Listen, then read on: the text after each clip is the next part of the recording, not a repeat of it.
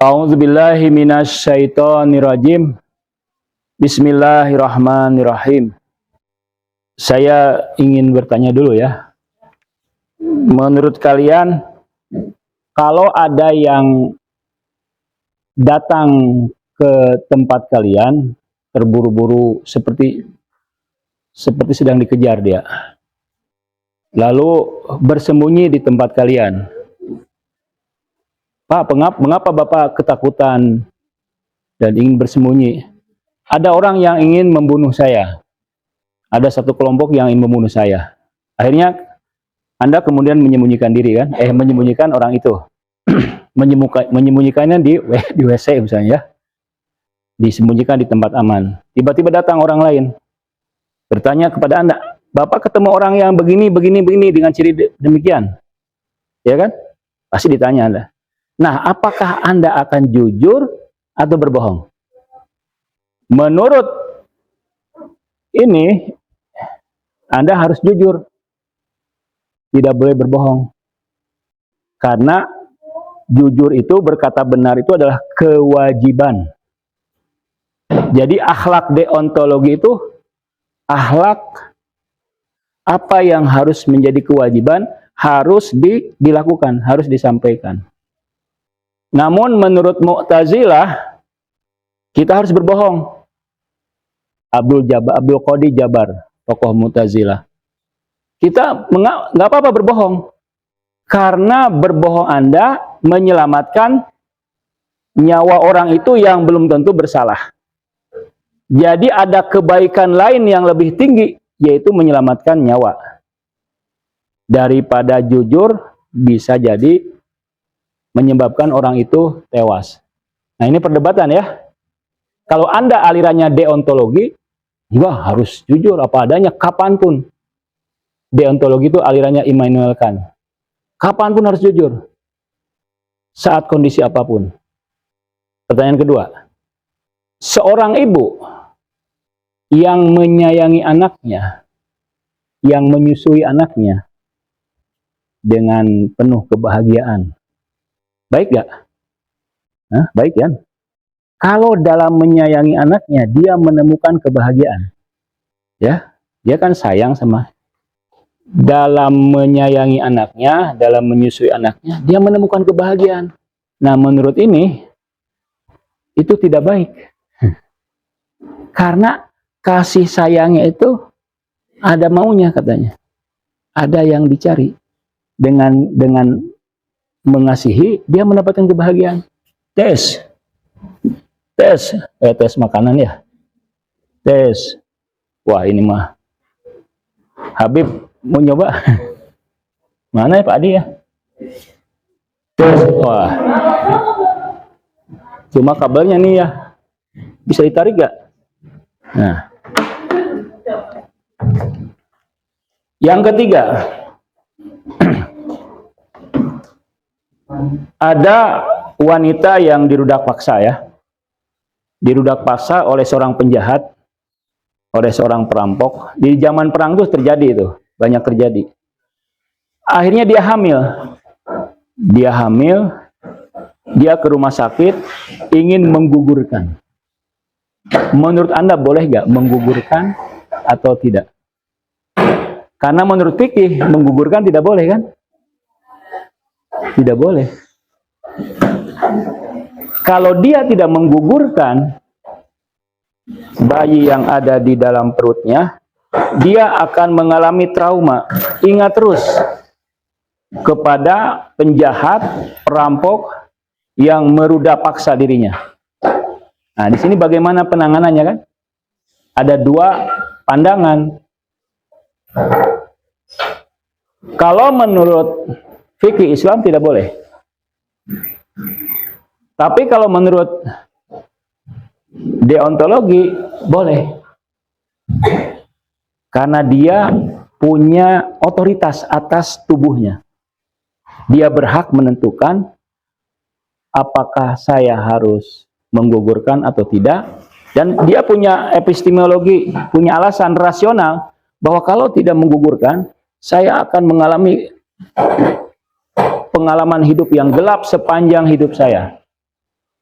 Itu dua madhab ya. Contoh lagi. Tahu yang kemarin sudah saya sampaikan kan, euthanasia ya. Euthanasia itu mati bahagia. Jadi orang yang sudah memiliki dirawat di rumah sakit dengan penyakit yang berat, yang menyakitkan, yang membuat dia menderita, dia minta sama dokter agar disuntik, diberi cairan sehingga dia mati tidak tersiksa. Daripada dia menanggung penderitaan bertahun-tahun. Menurut Anda boleh tidak? Nah, ini terjadi dua pandangan yang berbeda. Ini menunjukkan bahwa masalah akhlak itu tidak sederhana. Masalah akhlak itu harus dibahas secara filosofis, ya, secara mendalam. Nah, di sini saya akan berusaha ya membahas ini. Saya mulai ya. Kita kan kemarin punya apa? Dua kotak ya, dua lingkaran. Lingkaran ini lingkaran paradigma atau pandangan dunia. Kemudian lingkaran nilai estetika. Jadi antara lingkaran paradigma atau katakanlah pandangan dunia atau katakanlah ideologi ya, dengan nilai dan estetika itu ada irisan, namanya metode. Saya sederhanakan dengan mengambil contoh dua pandangan saja, pandangan yang berseberangan. Dalam pandangan positifis materialis yang memandang, yang meyakini bahwa yang ada itu yang terlihat, yang terdengar, yang bisa disentuh, atau dengan kata lain yang materi, maka metodenya juga harus mengikuti pandangan ini. Metode bagi paradigma positifis empiris ya, sains atau tajribah. Sementara dalam pandangan dunia tauhid atau pandangan dunia ilahiyah atau paradigma ilahiyah, karena dia meyakini bahwa yang ada itu bukan hanya yang materi kan, juga yang non materi, yang spiritual, meyakini hal-hal yang gaib, yu'minuna bil gaib, maka metodenya juga lebih luas dari empiris. Dia bukan hanya menggunakan metode empiris, metode tajribah, tapi juga dengan menggunakan metode yang non empiris seperti logika, ya, fenomenologi dan sebagainya. Nah, nilai juga demikian. Nilai itu kan harga, yang berharga. Dalam pandangan positivis materialis, yang berharga apa? Yang berharga itu uang atau yang bisa diuangkan ya. Ujung-ujungnya duit ya. Nah, itu yang berharga. Jadi kalau tidak ujung-ujungnya duit tidak berharga. Tapi dalam pandangan dunia tauhid, yang berharga bukan hanya uang. Ya, lebih luas daripada itu. Saya pernah baca koran ya. Koran bahasa Arab dulu, saya di Timur Tengah belajar. Saya baca koran bahasa Arab dari Mesir, koran itu. Bercerita tentang kampung sampah. Di Mesir itu ada kampung sampah. Di kota Mesir itu. Sampah semua. Di kampung sampah itu yang luasnya luar biasa, anak-anak kecil tinggal di sana, tidur di sana. Kalau kita di mana ya? Di Jakarta ada juga kan? Bantar Gebang ya. Nah, di sana ada anak-anak kecil, orang tua. Karena sumber pekerjaannya sampah, mengolah sampah, mereka tinggal di sana, makan di sana, hidup di sana. Nah, di Mesir itu ada seperti itu. Kaum muslimin tidak peduli itu. Ustadznya nggak peduli, gurunya tidak peduli terhadap kehidupan orang-orang di sampah itu, karena bau kan, mengerikan. Kalian pernah tinggal nggak di tempat sampah? Tidak kuat, kita tidak akan tahan. Membayangkannya sumpek ya. Bagaimana bisa tidur?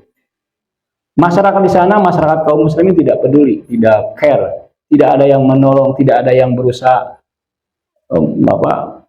membereskan masalah-masalah. Tiba-tiba datang seorang wanita cantik dari Perancis. Wanita cantik ini wanita kaya, dan dia tinggal di sana bertahun-tahun. Apa yang dia lakukan? Ngajar menulis, ngajar membaca. Mengapa wanita ini mau tinggal di tempat yang bau, yang kotor, yang najis, yang menjijikkan demi mengajar anak-anak?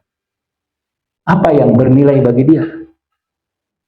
Yang bernilai bagi dia adalah apa yang berharga bagi dia? Bukan uang, kan? Dia sudah punya uang. Bukan rumah, bukan kekayaan, bukan prestasi, dia tidak butuh itu. Tapi kontribusi sosial. Dia merasa bahagia itu kalau dia berharga bagi masyarakat. Jadi sebagai orang-orang kaya sekarang ini, ternyata ada harga lain yang lebih berharga dari uang, dari kesuksesan, dari karir, yaitu ketika dia berharga bagi masyarakat. Itu berharga banget, itu bernilai banget. Karena dia merasa itu berharga bagi masyarakat, sehingga dia bisa menjadi merasa berharga. Yang kedua, dia mendapatkan kebahagiaan mental. Jadi kalau Anda misalnya sakit mental, coba Anda menolong orang lain. Apa yang bernilai? Banyak ya. Misalnya sukses, kejayaan, keberhasilan. Bagi kaum positifis materialis, sukses itu ya sukses lah. Punya mobil ya, punya pasangan yang cantik ya kan. Sukses itu. Saya punya teman, kenapa kamu nikah sama wanita cantik? Kata dia, agar saya tidak malu membawa keluar. Jadi kalau keluar, dia merasa tidak malu. Wah, itu merendahkan sekali kan? Punya mobil, punya punya rumah, itu kesuksesan dalam kaum materialis. Pandangan positifis materialis. Tapi dalam pandangan dunia tauhid tidak hanya itu ya. Itu juga penting. Sukses materi juga penting, tapi dia ingin juga sukses dalam hal-hal lain. Bahkan kalau dalam hal spiritual, dalam hal emosional, dalam hal mental dia tidak sukses, itu kesuksesan dunia materi tidak ada gunanya. Misalnya orang sukses tapi broken home. Sukses, tapi di rumahnya bertengkar terus. Itu kan mengganggu. Menjadi tidak berharga lagi dunia itu. Yang kedua, nih, kita lihat. Misalnya, jadi pandangan ini mengubah pandangan kita terhadap hal-hal lain. Terhadap sukses, terhadap baik buruk, dan juga terhadap sehat dan sakit. Dalam pandangan materialis, yang disebut sehat itu apa? Sehat jasmani kan? Fisik, sehat fisik. Sehat fisik ya. Bugar fisik ya. Segar, bugar, kuat fisiknya. Itu yang disebut sehat. Tapi dalam pandangan dunia tauhid, yang disebut sehat bukan hanya itu ya. Bukan hanya itu. Bukan hanya fisik saja, bukan hanya tubuh saja, juga sehat mental, sehat spiritual. Dalam doa dikatakan, Robbana, bukan hanya sehat wal afiat kan, sehat fisik dan juga afiat. Jadi kalau kita ini, menurut Islam, kalau kita ini hasud, itu tidak sehat.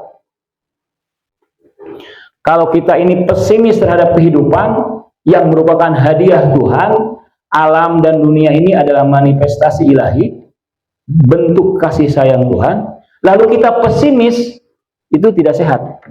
Sakit itu. Tidak mau silaturahmi, sakit. Mudah benci kepada orang, sakit. Malas, sakit. Bakhil, sakit. Makanya kata Nabi mengatakan, anak tobibud dawar, aku adalah tobib yang selalu berkeliling. Jadi kalau zaman dulu dokter itu bukan duduk saja ya, didatangi pasien. Tapi dokter dalam Islam itu mendatangi pasien. Nih, kamu sakit apa? Kamu mudah tersinggung nih. Ya, itu sakit itu. Harus ditangani. Nih, kamu nih mudah sombong. Ujub kamu nih, sakit. Walaupun tubuhnya sehat. Kamu ini cinta dunia, sakit itu. Ya. Kamu ini mudah pemarah, sakit. Nah, Nabi itu seperti itu ya. Jadi mendatangi para sahabatnya yang sakit. Dawar itu kan berjalan-jalan. Jadi ini berubah ya, tergantung pandangan kita, tergantung paradigma kita. Kalau paradigma Islam lebih luas. Sukses bukan hanya materi, bukan hanya bisa jadi kalian materi tidak sukses. Bisa jadi. Kenapa? Karena rumah kalian dipajaki 250. PBB kalian kan dipajaki. Semua dipajaki. Sehingga uang kita jadi berkurang. Kalian punya usaha di jalan, digusur. Ya. Kalian punya jabatan, digusur, ditarik pajaknya gede ya. Jadilah miskin. Itu kemiskinan struktural. Jadi kita sudah bekerja keras tapi tetap miskin, kekurangan lah. Namun di balik kekurangan itu, kita ternyata punya kontribusi sosial. Kita suka menolong orang lain, kita suka mencerahkan orang lain, membantu orang lain. Sukses itu. Daripada orang yang sukses materi, sukses uang, sukses karir, namun tidak peduli dengan masyarakatnya, ya. Tidak bergaul dengan masyarakatnya, tidak menolong dengan masyarakatnya, tidak mendidik masyarakatnya, itu tidak sukses itu. Sekarang estetika, keindahan pun menjadi berubah. Kita mengikuti mana, pandangan dunia tauhid atau pandangan positivisme materialis? Apa yang indah, cantik, ganteng, intelek? Apa itu intelek? Ganteng, gagah, cantik, semampai. Kita lihat, kalau kita punya pandangan bahwa keindahan itu adalah keindahan fisik, hidung yang mancung, ya, alisnya yang seperti awan terurai, rambutnya seperti gelombang samudra, kulitnya glowing, putih,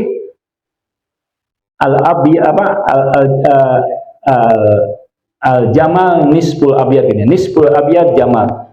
Jadi cantik itu digambarkan setengah putih ya. Itu kecantikan fisik ya, estetika fisik. Kalau kita terlalu memperhatikan itu, kita lupa kecantikan akhlak, keindahan moral, keindahan sopan santun, keindahan dalam berbicara. Komunikasi itu harus indah. Bukan penampilan saja yang indah. Marah pun harus indah. Bagaimana marah indah? Kata Aristoteles nih, kita ikuti Aristoteles. Marah pada orang yang tepat, dengan cara yang tepat, di waktu yang tepat, itu indah. Jadi marah kepada orang yang tepat, di waktu yang tepat, dengan cara yang tepat, itu indah. Ya, estetik pun bisa beragam kan? Yang berkembang di sini kaum wanita korbannya kan? Skincare, saya ngulang-ulang lagi ya, kemarin ya. Ya, itu skincare itu pandangan dunia positifis. Korea itu positifis. Drakor itu positifis. Jangankan wanitanya, laki-lakinya cantik kan ya. Kemayu. Ini positifis. Jadi Korea itu kapitalis, Singapura itu kapitalis. Yang ujung-ujungnya ke ini positifis materialis. Jadi yang indah itu harus wangi ya. Memang harus wangi. Tapi wanginya jangan wangi apa?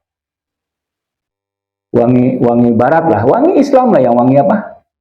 Yang parfum diconet kan? Itu. Ya, wangi yang menurut saya itu di masjid itu ada apa? Dupa Arab. Itu kalau kalian mencium, semangat berzikir muncul. Sebagian akhwat ini parfumnya menurut saya menggoda. Iya, saya harus membimbing kan tercium parfumnya itu. Wah, ini parfum kaum kapitalis nih. Iya, bukan parfum yang menyegarkan ruhani. Pilih parfum yang baik ya. Baju juga, lihat baju ya. Baju yang terlalu menonjolkan keindahan motif, keindahan fisik. Baju yang anggun, yang keibuan, bukan kebapaan. Baju yang anggun. Lukisan zaman klasik itu, wanitanya tuh anggun. Syahdu, sorot matanya teduh. Lukisan sekarang kan wanitanya genit ya, seksi. Nah itu, Anda tahu Sayyidah Maryam di agama Kristen itu kan pernah dilukis. Lukisan klasik menggambarkan Maryam sebagai wanita yang keibuan, yang anggun, yang teduh. Nah, Maryam dilukis lagi di zaman modern berbeda. Wanita yang tidak anggun lagi, tidak keibuan. Nah, jadi ternyata di balik apa yang kita lakukan, di balik parfum, di balik gaya hidup, di balik baju kita, di balik suara kita, di balik penampilan kita, itu ada ideologinya di belakangnya kalau kita cari. Kita mengaku muslim yang pandangan dunia ilahiyah, ternyata perilaku kita menunjukkan perilaku pandangan dunia positivis materialis. Itu nilai ke estetika. Kita akan bicara tentang akhlak karena pembicaraan kita tentang etika akhlak. Nah, jadi baik buruk tuh dari nilai ya. Baik buruk tuh bernilai itu kan berharga dan tidak berharga. Juga baik dan buruk. Jadi nilai itu bicara tentang baik buruk, berharga tidak berharga. Oh, ini bernilai, maksudnya apa? Berharga. Oh, ini bernilai, maksudnya ada manfaatnya. Oh, ini bernilai, maksudnya baik atau buruk. Tidak bernilai berarti buruk. Nah, dari baik buruk ini pembahasan mengarah kepada akhlak. Bisa ditarik ya? Apakah yang lain tidak bisa? Tes, nah, bisa aja. Akhlak itu dari kata-kata apa? Khulkun kan? Ada khulkun, ada kholkun. Itu uniknya bahasa Arab ya. Jadi khulkun itu apa itu kholkun? Kholkun itu mayung doru bil basor. Apa yang bisa dilihat dengan mata. Kholkun itu apa yang bisa dilihat dengan mata. Misalnya bentuknya, tubuhnya gendut misalnya ya. Kan bisa dilihat ya. Itu kholkun, kurus ya, atau tinggi, atau miring misalnya ya. Itu kholkun. Jadi yang kholkun itu bisa dilihat oleh mata lahiriah. Tapi kalau khulkun, mayung doru bil basiroh, apa yang bisa dilihat dengan basiroh, dengan mata batin. Jadi akhlak itu tidak bisa dilihat oleh mata fisik, tapi hanya bisa dilihat oleh mata batin. Apakah Anda baik, apakah saya baik, apakah saya dermawan, apakah saya pemberani, apakah saya pengecut, itu kalian tidak tahu. Walaupun fisik kalian gagah misalnya kan, gede, belum tentu pemberani. Walaupun kalian banyak uang, banyak harta, belum tentu dermawan. Tidak tahu kita. Karena harus dilihatnya dengan basiroh, dengan mata batin. Karena itu jangan menjudge dengan cover ya. Jangan menilai orang dengan penampilan fisik. Saya dulu ketemu teman, kalau jalan itu kayak sombong tuh. Jadi jalannya begini. Langsung di hati saya, orangnya sombong banget ya. Sombong banget. Orang lain jalannya biasa-biasa saja. Tidak estetis lagi ya. Mungkin di asrama juga ada yang jalannya kayak gini kan. Ada. Kalau di kampus tidak mau bergaul dengan orang lain, biasa aja kan? Iya. Kalau senyum menyeringai. Kalau ngomong agak apa? Keras. Bukan kasar, keras. Bisa jadi dari Batak kan? Itu fisik, bukan membuktikan bahwa dia seperti itu. Dan teman saya yang jalannya gitu-gitu itu seminggu kemudian saya baru tahu dia paling baik sama saya. Saya bisa menginap di rumahnya kapanpun. Dia mentraktir saya dari pagi sampai malam. Nah, jadi jangan menjudge its cover, jangan ya. Karena akhlak itu hanya bisa dilihat dengan mata batin. Dengan kita bisa tahu seseorang itu kalau kita sudah dekat, sudah bisa mendeteksinya, dan itu perlu waktu yang lama. Nah, itu akhlaknya. Jadi akhlak itu apa? Mayung doru bil basiroh. Apa yang bisa dipersepsi dengan mata batin, basiroh. Nah, ini akhlak itu ternyata berbagai madhab. Ini filsafat akhlak. Jadi akhlak itu kadang-kadang disebut moral ya. Moral itu bahasa Yunani. Atau juga the ethics. The ethics itu artinya filosofi etik. Ya. Jadi tidak perlu lagi pakai filosofi etik. Sudah the etik itu mengandung filsafat etik. Kecuali dalam bahasa Indonesia ya, filsafat etika. Tapi dalam bahasa Inggris, the etik itu artinya filsafat etika. Atau filsafat moral. Moral bahasa Yunani atau Latin. Sama saja. Nah, akhlak itu madhab pertama adalah normatif. Normatif itu harus dan tidak harus kan? Norma kan? Kamu harus begini, kamu jangan begini, kamu harus duduk rapi, kamu harus datang tepat pada waktu, ya, makan jangan nambah, tidur pada waktunya, itu kan harus tidak harus ya. Out to out, must atau not to must. Nah itu norma ya. Kemarin saya membimbing skripsi luar biasa bagus tuh. Skripsi perbandingan antara tokoh feminis Butler dengan Mutahari, bagus banget itu. Butler itu mendukung LGBT, tapi Mutahari merespon LGBT itu bukan mengatakan hei, nggak boleh, ya? Haram. Coba kalian lihat apa masuk ke sini LGBT. Laki-laki tidak jelas, perempuan tidak jelas. Sebagian orang mengatakan tidak boleh masuk kan? Haram. Nah, itu dengan norma ya. Tapi kalau Mutahari menjawabnya dengan filosofis. Kan enak kalau direspon dengan filosofis ya. Tenang, digugah dulu akalnya, rasionalitasnya digugah dulu. Baru dia menyadari, oh ternyata ini adalah tidak normal ya. Jadi normal atau normatif itu yang berkaitan dengan harus dan tidak harus. Apa yang harus kita lakukan? Nah, normatif dibagi juga beberapa madhab atau school of thought. Pertama, divine commando. Komando itu apa artinya? Perintah. Pernah nggak lihat film Nabi Musa, judulnya apa? The Ten Commando, 10 perintah. Siapa yang memerintahkannya? Divine, ilahiyah, Tuhan. Jadi baik buruk itu apa yang disuruh oleh Tuhan baik, apa yang dilarang oleh Tuhan buruk. Nah ini ya. Ini siapa di sini? Semua agama, Islam, Kristen, Yahudi, menganggap bahwa yang disebut baik, yang diperintahkan Tuhan, yang disebut buruk, yang dilarang oleh Tuhan. Kita di sini bersatu ya. Kristen, Islam, Yahudi. Islam juga demikian. Tapi Islam tidak hanya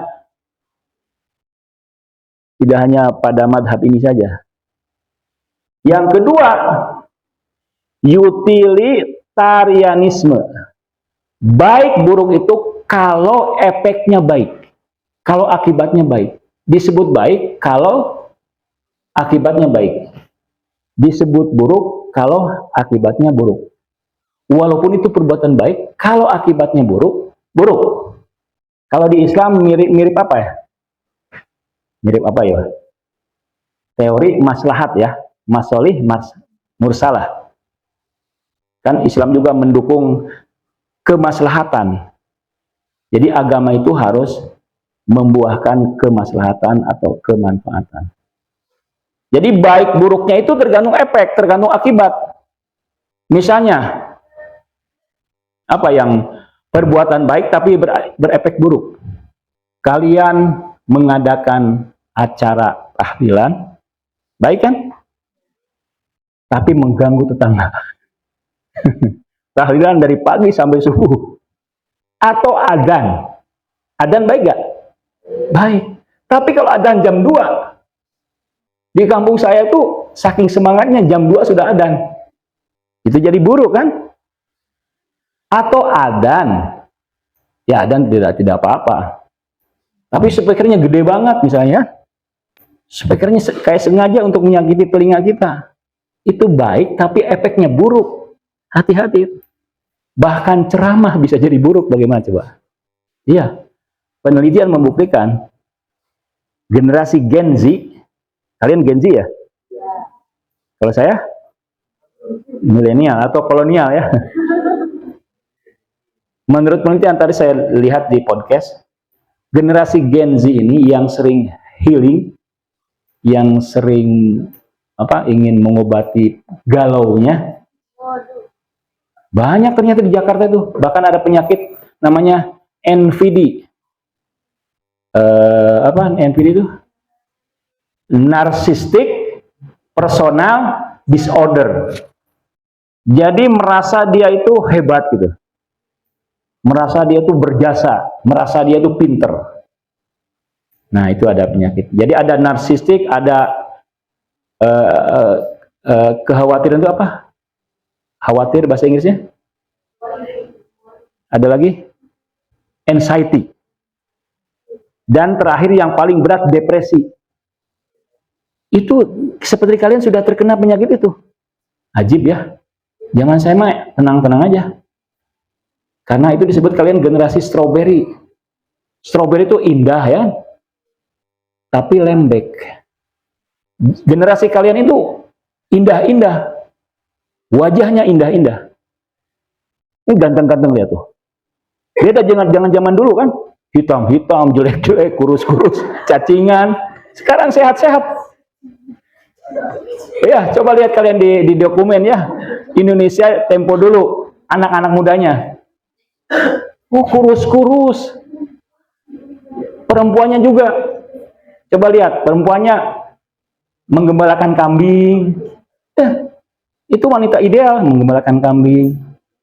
Sekarang kan indah-indah, cantik-cantik. Tapi rapuh. Kayak strawberry. Dan ternyata penyakit yang narcissistic personal disorder, kemudian anxiety dan depresi itu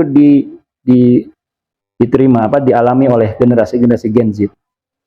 Nah, menarik, apa terapinya? Kalau terapinya untuk mengobati penyakit itu, nasihat-nasihat agama membuat mereka benci kepada agama. Ini Ustadz ya, calon Ustadz nih ya. Kalau menasihati generasi Gen Z, jangan dengan ayat, dengan hadis, dan qala Rasulullah. Ya, qala Allah Ta'ala fil Qur'anil Karim. Ini tafsirnya Al-Amsal. Justru membuat mereka benci kepada agama. Kenapa ya?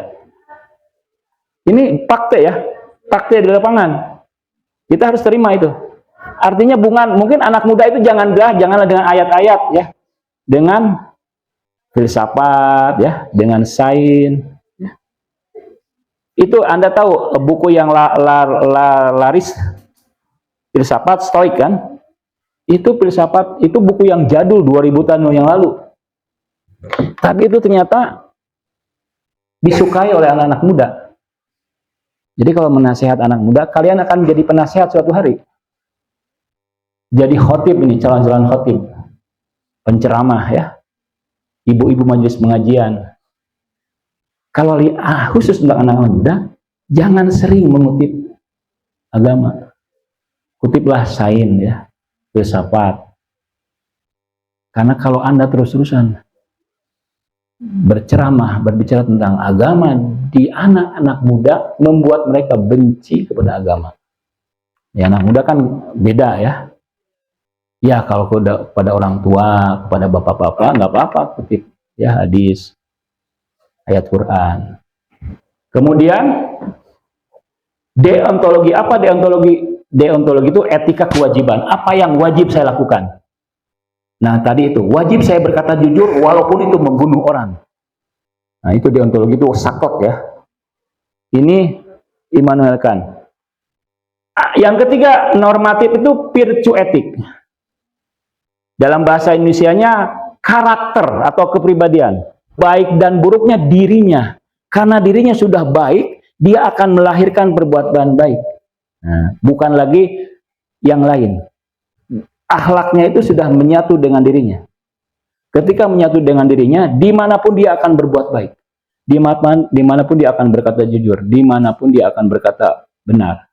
Berbuat benar, berbuat jujur, amanah. Nah, kalau itu, akhlak itu sudah menjadi darah daging. Karakter ya. Virtue etik itu. Nah, kalian, Islam kira-kira mana Islam? Islam semuanya. Itu kerennya Islam ya. Semuanya. Ayat hadis oke, kita terima kan? Utilitarianisme, masalah agama itu harus maslahat, harus ada manfaatnya. Kalau tidak ada manfaatnya jangan. Harus perhatikan juga manfaatnya, gunanya ya. Kalau kira-kira tidak berguna, tinggalkan. Maksudnya bukan tinggalkan yang wajib-wajib ya, yang sunnah-sunnah tinggalkan. Tidak ada maslahat. Kemudian virtue etik, betul. Karakter, malakah itu juga diagungkan, diterima oleh para filsuf kita. Fondasi virtue etik asalnya 3 dari Aristoteles, yaitu justice, keadilan, kemudian brave, keberanian, syaja'ah, dan Anas ya. Coba Ali. Dan apa satu lagi? Iffah, kesucian.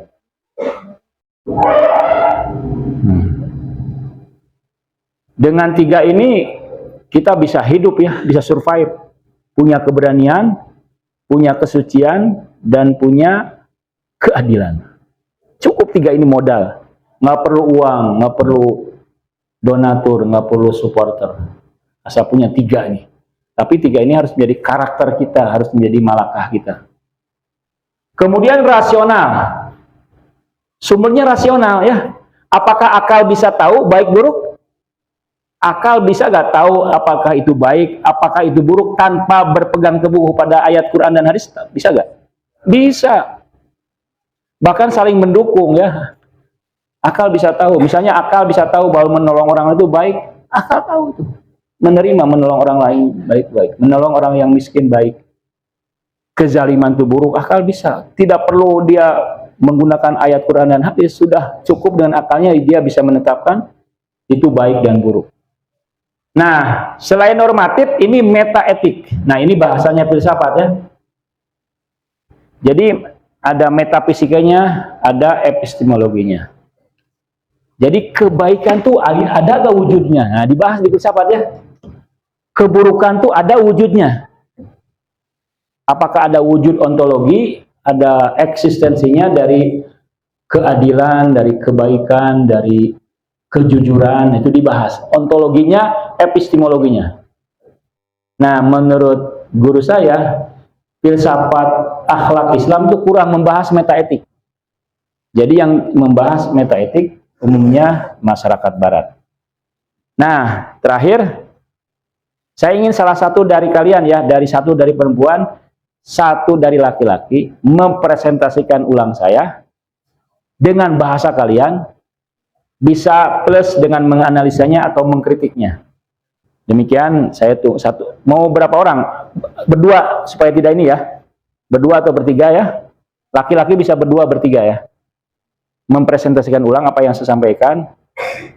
Boleh dengan mengkritiknya, boleh dengan menganalisanya, boleh dengan menambahkan pandangan kalian. Wabillahi taufiq wal hidayah. Wassalamualaikum warahmatullahi wabarakatuh.